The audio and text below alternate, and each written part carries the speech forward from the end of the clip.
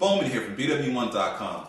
And in this video, I want to do a video response to Chris Pro's and LockerGnome's recent video entitled Tech Reviews Aren't Always Right. To summarize that video, Chris and Kelly went for about close to 30 minutes sort of talking about tech reviews and their credibility, where a lot of tech reviewers can say amazing about every single product that they review, and not every product is amazing. A lot of them are mediocre or flawed, and they don't give their honest or very critical opinion about it, which can skew sort of how a lot of these vendors and companies really make their products, and it kind of affects the consumer electronic industry as a whole. And also sometimes how if you are critical or are opinionated, and you're sort of like blacklisted or you're sort of attacked for having a critical opinion about a lot of things. I definitely recommend you watch that video, especially if you're an aspiring tech reviewer. It definitely has a lot of good points in it. And since I'm a tech reviewer myself, I sort of wanted to bring in my 2 cents on the whole matter. I definitely think one of the things that is sort of doesn't happen on a lot of tech reviews that I read, a lot of reviewers that I think they don't do, is I don't think they ask themselves, or even the PR companies or even the companies directly, is what is the focus of the product, what is the target market, and what is the overall goal. I think those questions aren't asked a lot of times, and I think sometimes when it's not asked, the review is sort of skewed a certain way, and a lot of times reviews end up being the compare and contrast that is not necessarily should be done.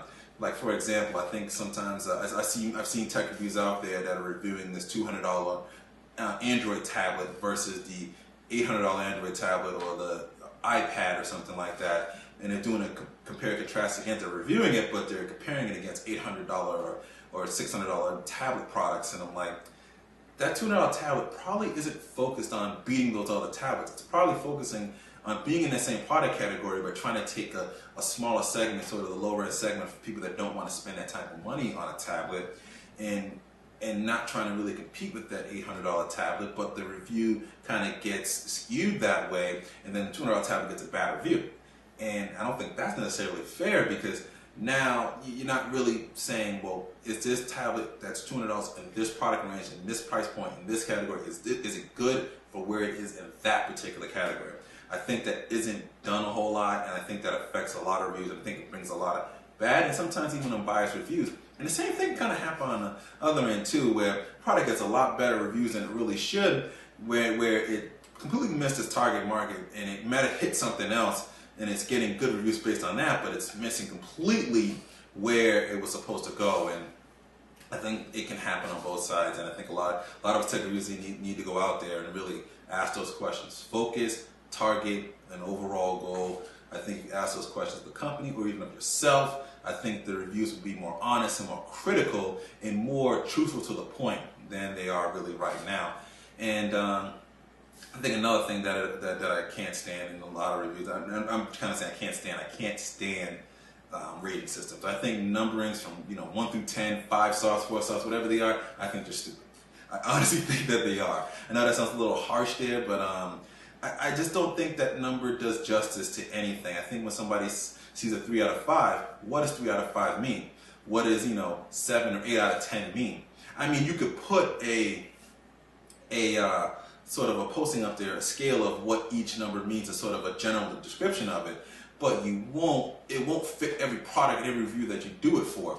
And I think that that rating systems a lot of times can skew customers the wrong way. So if they see a product that is 7 out of 10 versus a product that's 8 out of 10, they're automatically going to assume the 8 out of 10 product is better for them, or it's better than the 7 out of 10 product. But it's not necessarily true, because if the review was done right, the 7 out of 10 might be skewed towards its product scale, but a lot of times the review isn't done right. It's compared, contrasted against something else, so that 7 out of 10 really isn't really what it means. But how can you define that number anyway, when it doesn't fit every review or every product category that you try? You can try to do that, but you're gonna run into a bump where it doesn't fit. If you notice on BWOne.com, we do not do numbering systems, any type of rating systems at all. We just kind of talk about the product, give our overall opinion of it towards the end of the review, and try to do our review based upon who's this for, where is it aiming, what's its focus, what's its target market, did it hit that, did it nail that, and is it good or bad in that particular segment.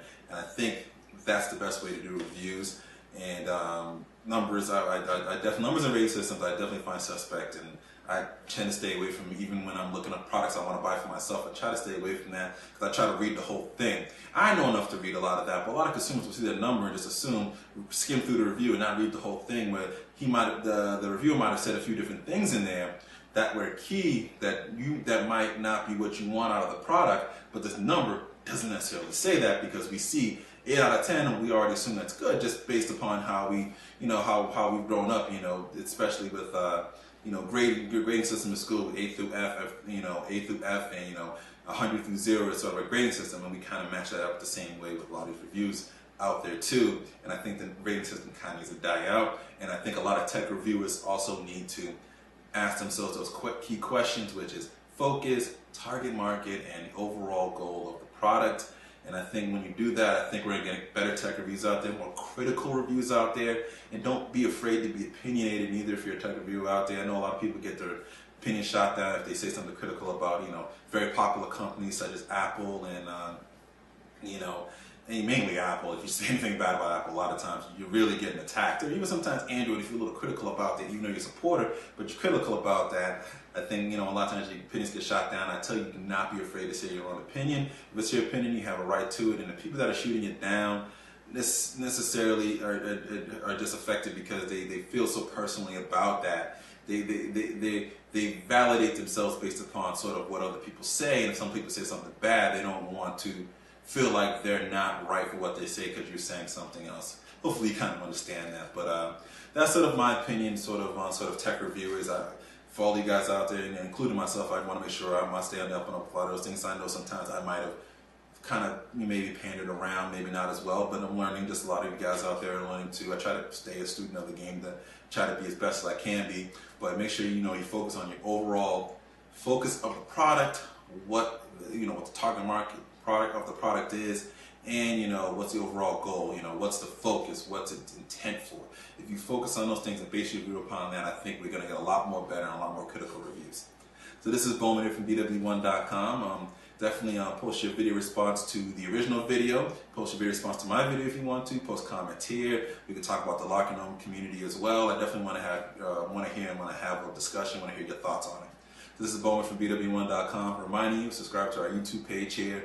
Follow us on Twitter at BWOne.com. That's BWOne, DOTCOM.